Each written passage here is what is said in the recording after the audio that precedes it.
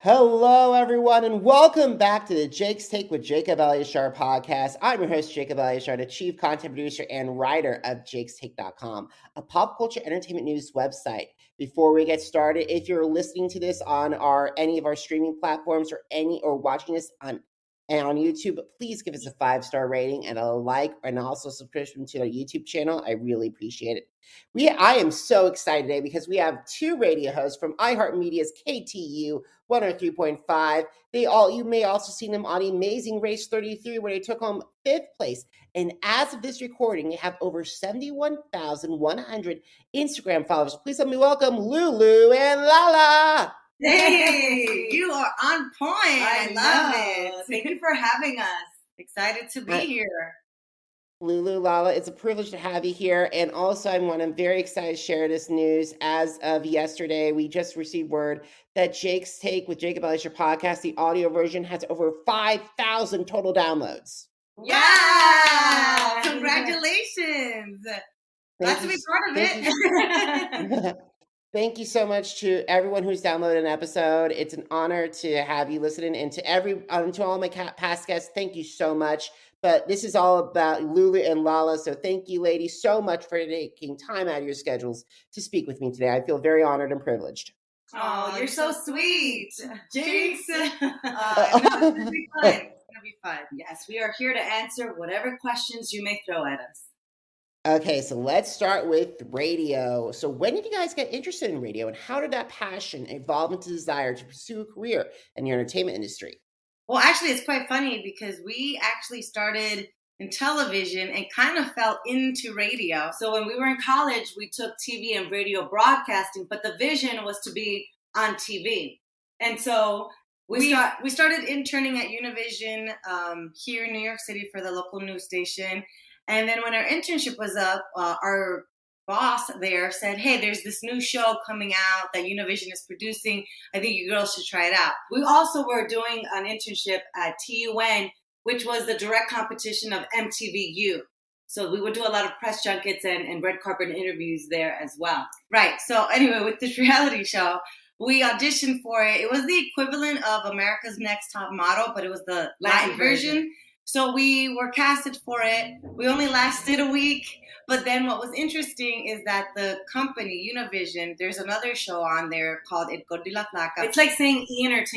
That called us so that then we could be correspondents for the show that we had been kicked out of. So actually being kicked out of that show was a blessing in disguise because it is there when we started traveling and doing all these, TV packages for the television show. And we really gained a lot of experience. But then when all that was over, the only thing that was left was promotions for Univision Radio, for the local station in New York City. So we had to start from scratch, meaning the promotions department. And then from the promotions department, we worked our way up to finally being on air. Yeah. And that's pretty much, how we fell into radio. But it's been a journey because we've been at the bottom of radio when it's like, handing out flyers in street corners when you're getting paid peanuts. And then we've put in the work and now we have our own show. So it's been a few years. We made the transition. We went to CBS Radio. We did mornings there. Then we got our own show in Miami. And then we came back to New York and now we have the night show on KTU. So there's a quick story on how we came about in radio. And as someone, I got to give you guys props because as someone that graduated from broadcast journalism school, it's very difficult to actually not just make it, but also work your way up. I salute you because I'm a fellow intern. I also did both the Fox 4 affiliate in Kansas City and also ABC and NBC in Denver. Not at the same time, of course, but It's a lot. And I respect the heck out of you that you went from bottom to top. So congratulations on your growth. Thank you. So we share a connection right there. You know what it's like, it's not easy, but if you keep at it and you keep working, then you can make it. Eventually there's a payoff. Yeah. And so we were just there. Yeah. Awesome. So throughout your career, you encountered a lot of guests. So who have been the guests that you've spoken with and why do they stand out? I have to say that the one person that really, there's actually two. One of them is Robin Williams. I was fortunate enough to interview him before he passed away, and just the the excitement and the aura that he fed, that you fed off of him and he fed off of you, was magical. You know, he was just very spontaneous. He was quick with his words. It was something that undescribable. Like, he was just always on. And so the fact that I was able to interview him twice, I take that with me. And I think the second one is, for me, it was Camila Cabello. She's always a sweetheart. Yeah. Just natural. She doesn't try too hard. She'll answer anything. And then also Neo. Neo was like a big ball of fun, very down to earth, super funny, cracking jokes left and right. Those two artists really stand out to me. Fat Joe was actually another one of the better interviews that we had. Such an intelligent man. Very intelligent, very knowledgeable about everything. You could talk to him about plants, about radio, music, cars, just science, anything. And he just had a conversation for everything. So it was pretty cool, pretty dope. I'm so glad to hear this and this about all those people. I'm like, that must have been amazing. That's in the memory to get Robin Williams, one of his last interviews. That must be a memory that you guys will hold forever. And not to mention Camilla. I got to say, Bum Bum with Ed Sheeran. Holy smokes, what an amazing song. What a song and what a video. She looks absolutely gorgeous. And, you know, we're just so happy to see her, you know, bloom. I remember when she was still with Fifth Harmony. Fifth Harmony. We that's the great thing I love about being in radio, because you see all these artists come in as newbies, and then you see them flourish and become these huge pop stars. And you kind of help but feel like, I remember, you know, when they first started, and to see them evolve, it's so nice. I totally agree. So while we're talking about reality television, let's talk Amazing Race. So yes. Why did you guys decide that you want to audition for the long-running CBS reality TV show? And what were your reactions as you went through the audition process and kept on going and said, oh, by the way, congratulations, you were one of the teams competing? So it was funny because for us, we were actually approached by some of the producers of The Amazing Race, and they asked us, hey, would you ever participate in this reality show? And of course, we were like, yes, absolutely. I mean, it's won so many Emmys. And so out of all the reality shows that are out there, this one I think is very special because it's kind of like a gift. You're traveling the world.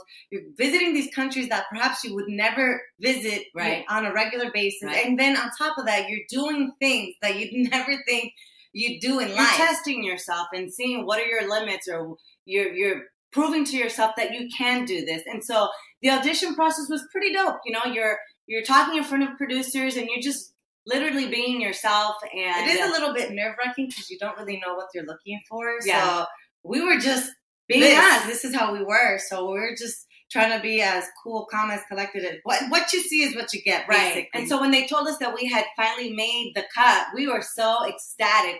We couldn't believe it. We were going to travel and we were going to meet these new people that were going to come on this journey with us and possibly win $1 million. Exactly. So we were excited. Yeah. Now, production shut down, and while you guys were running the race, production shut down due to the COVID-19 pandemic. So what were some of the challenges that you two faced during the shutdown, and how did you guys strategize your return to the race once production resumed? Yeah. Well, I have to tell you, all of us collectively, I think I speak for the entire cast of season 33, none of us really understood the severity of it when we were stuck in Scotland and we wanted to continue racing. But when we saw that wasn't going to happen and they brought us all back, our lives changed because it was very difficult because our grandmother did get sick and unfortunately she passed away because of COVID. But also we're in radio, right? And we're supposed to be the thing that makes people happy, get them out of whatever they're going through. And so getting fed so much negativity and trying to stay positive. Meanwhile, we're dealing with our own stuff at home. It was very challenging. Yes, it was really challenging to continue to be that voice of enjoyment and positivity. And meanwhile, in our own house, we're dealing with sadness and sickness, and it wasn't easy. No. And then that's why we felt going back into the race, we needed to finish what we started. We had to do it for our family, for our grandmother. And we knew, like, if there's a time to do it, now is the time. Yeah, you don't start something and then not finish it. And we also wanted to do it in representation to all those that lost loved ones. Because we understood. We were right there with them. We understood what the world really was going through. And so the way that we prepared was we knew that it involved a lot of cardio, a lot of running.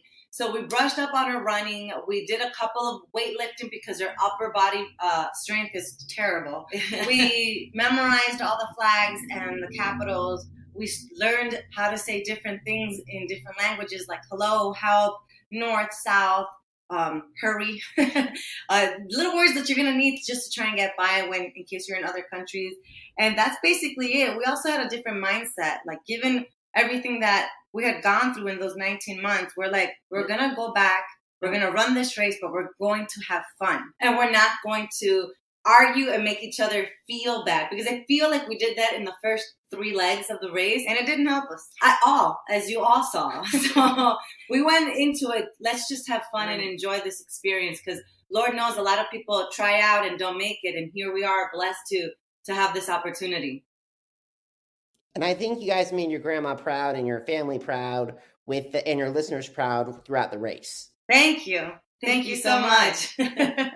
All right. So during your time on the show, each of you performed 4 different roadblocks. So what was the most memorable roadblocks that you guys performed, and why did they stand out to you?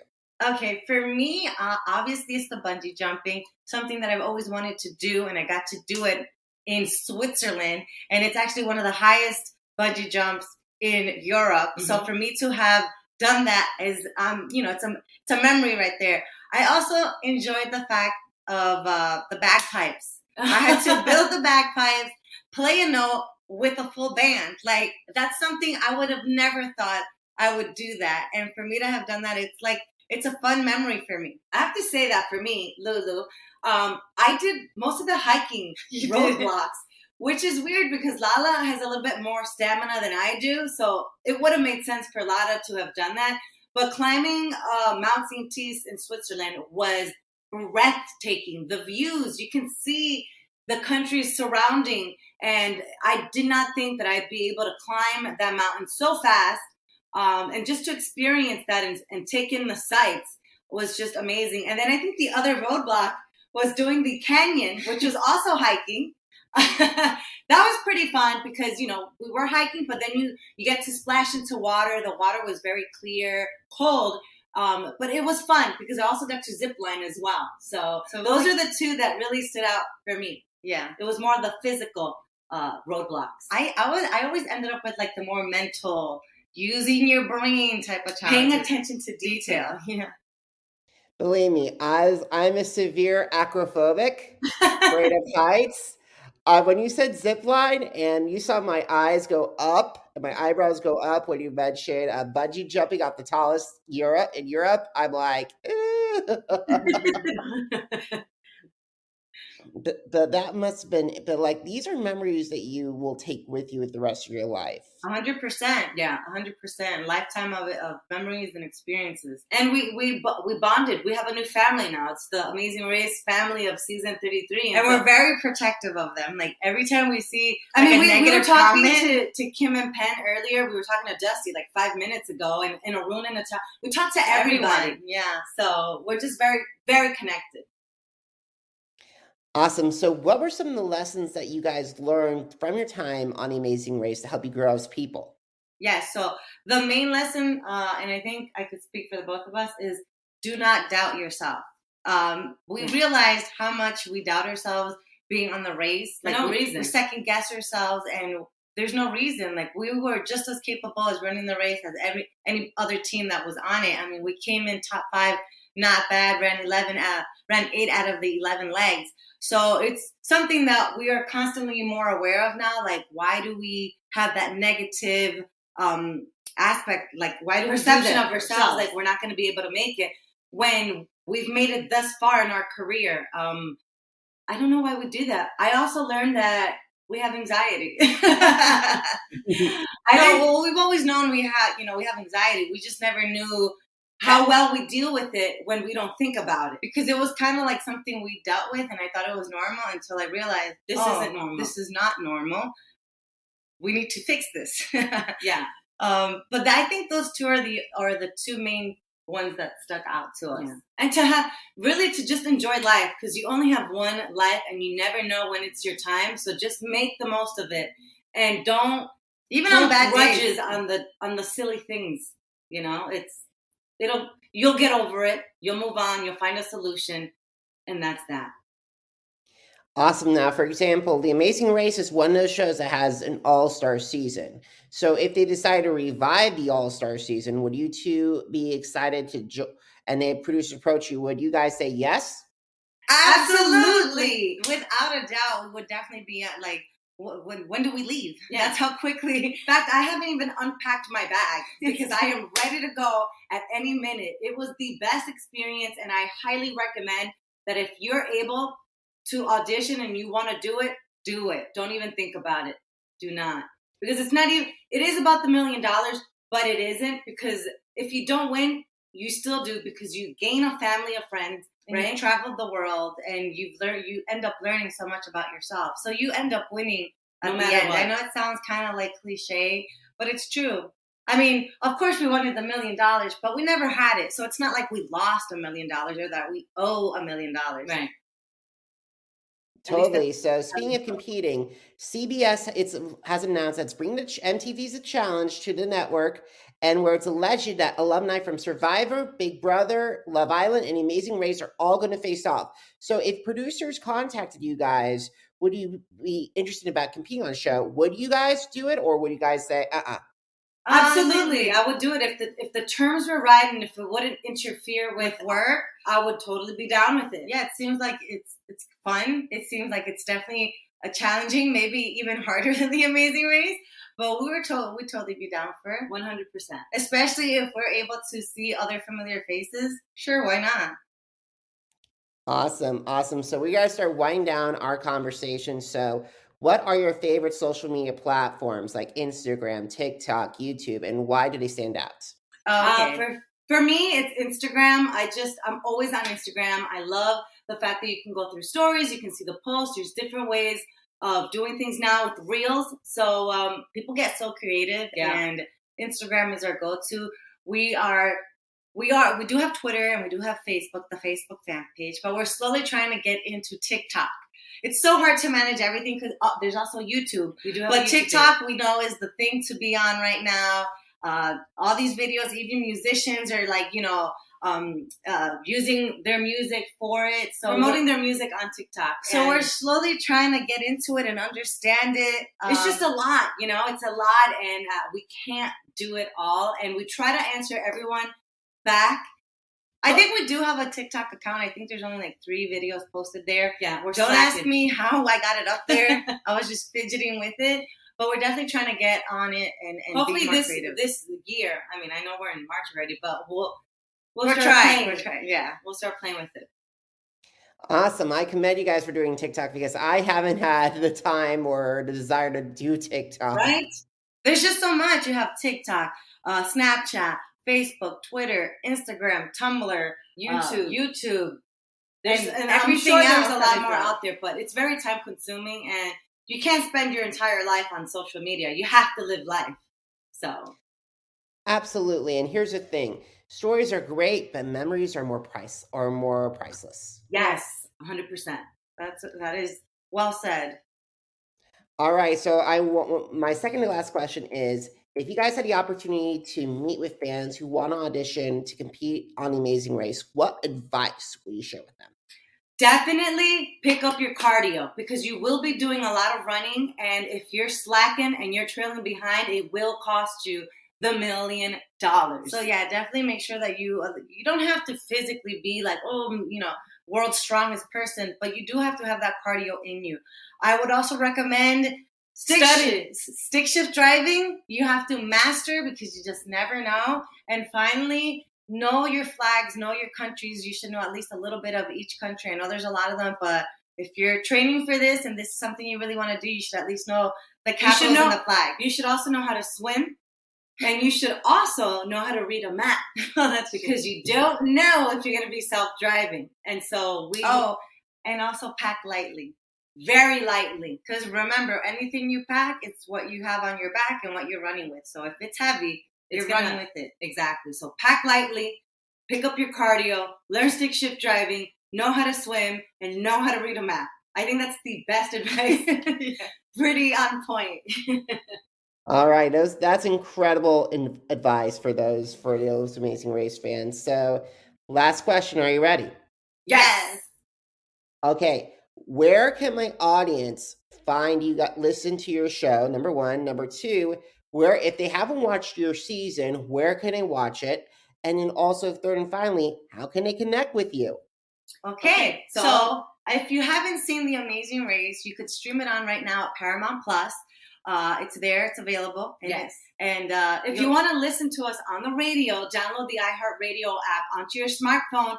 Look for 103.5 KTU and take us on the go wherever you go. You can also go to KTU.com and stream us in from there as well. And then you could follow us on our social platforms at Lulu Lala. That's LULUYLALA across the board: Twitter, Facebook, Instagram, YouTube.